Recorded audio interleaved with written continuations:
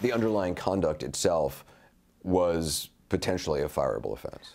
You know, I can't speak to a fireable offense. It was up to the president to make that decision about what he was going to do, but we certainly felt like they needed to act. Don McGahn actually asked you at that first meeting whether or not you thought the National Security Advisor should be fired. Mm-hmm.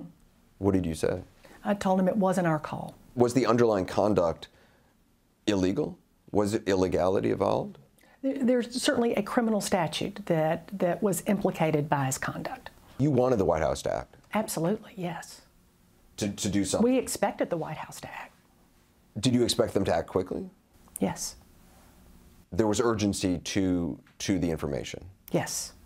I'm just wondering, just on a personal level, and I don't know if you can answer this or not, but, you know, you're in government 1 week, you get fired, and now you're out, and you're watching day after day after day go by, and nothing seems to have happened to the National Security Advisor that you have informed the White House about. Just as a private citizen at that point, did it concern you? Well, sure, I was concerned about it, but I didn't know if perhaps something else had been done that maybe I just wasn't aware of.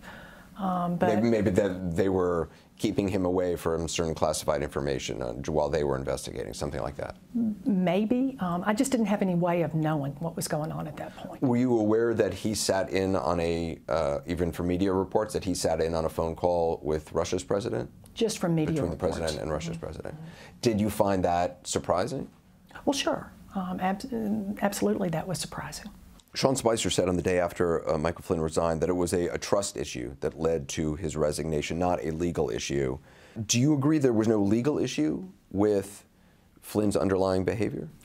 I don't know how the White House reached the conclusion that there was no legal issue. It certainly wasn't from my discussion with them. Do you think Michael Flynn should have been fired? I think that this was a serious compromise situation, that the Russians had real leverage. He also had lied to the Vice President of the United States. You know, whether he's fired or not is a decision for the President of the United States to make, but it doesn't seem like that's a person who should be sitting in the National Security Advisor position. Michael Flynn was let go after the Washington Post reported a story. Some Republicans have accused you of leaking it. Did you leak to the Washington Post? Absolutely not. Did you authorize somebody to leak to the Washington Post? Absolutely not. I did not, and I would not leak classified information. Have you ever leaked information to them? No. The president seems to suggest that you were behind this Washington Post order. The morning before you testified, he tweeted, "Ask Sally Yates under oath if she knows how classified information got into newspapers soon after she explained it to White House counsel." Mm-hmm.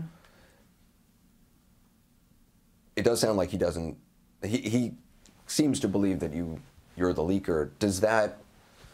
When you heard that, what did you think? Well, there have been a number of tweets that have given me pause.